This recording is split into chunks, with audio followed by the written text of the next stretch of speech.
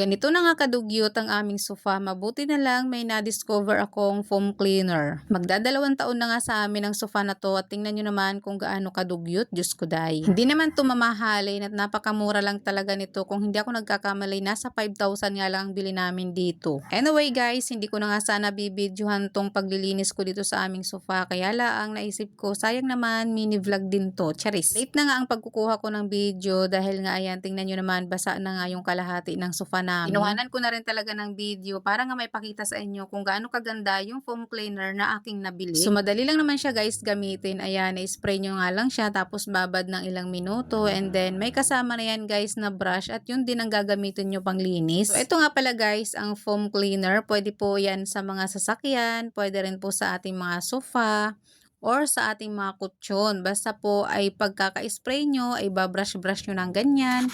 At pag na-brush nyo ay susundan nyo naman guys ng tuyong basahan. Tuyong basahan at syempre malinis siya ha para yung dumi na nakakapit dyan sa basa or sa ating sofa or sa mga upuan natin sa sasakyan or kama ay kasasama siya doon sa basahan na tuyo. Ako guys, ang ginagawa ko mga dalawang basahan ang nagamit ko dyan para talagang masaid ko yung basa and then masaid ko yung dumi na nakadikit diyan sa sofa. Dahil yung brush guys, ang trabaho niya ay ikalat yung pinakabula and then kuskusin dahil sasama din yung ibang dumi diyan sa pinaka-brush niya.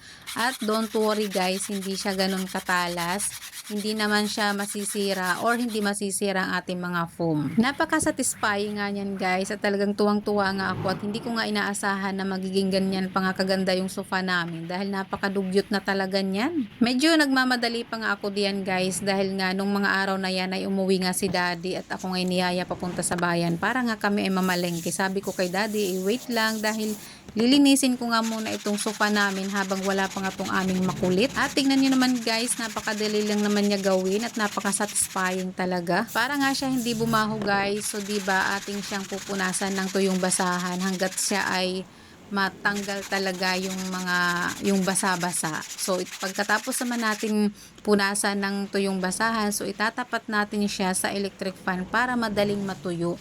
So mga 30 minutes o 45 minutes natuyo din siya dahil tinapat ko siya sa electric fan. Mayroon po kasi akong nabasa dito na gumamit daw siya ng ganyan so bumaho nga daw yung kanilang sofa. So siguro hindi nyo po pinunasan or ibinabad nyo ng matagal. Sa akin kasi guys, hindi ko siya pinatagal ng pagbababad. So pinunasan ko din kaagad siya after ko mabrush ng kasama niyang brush. Tapos tinapat ko siya sa electric fan. So ito na nga yun guys, after kong linisin at matuyo. So ganyan na nga siya ang itsura niya. Pero dahil nagmamadali nga ako, so hindi ko siya masyadong nalinis.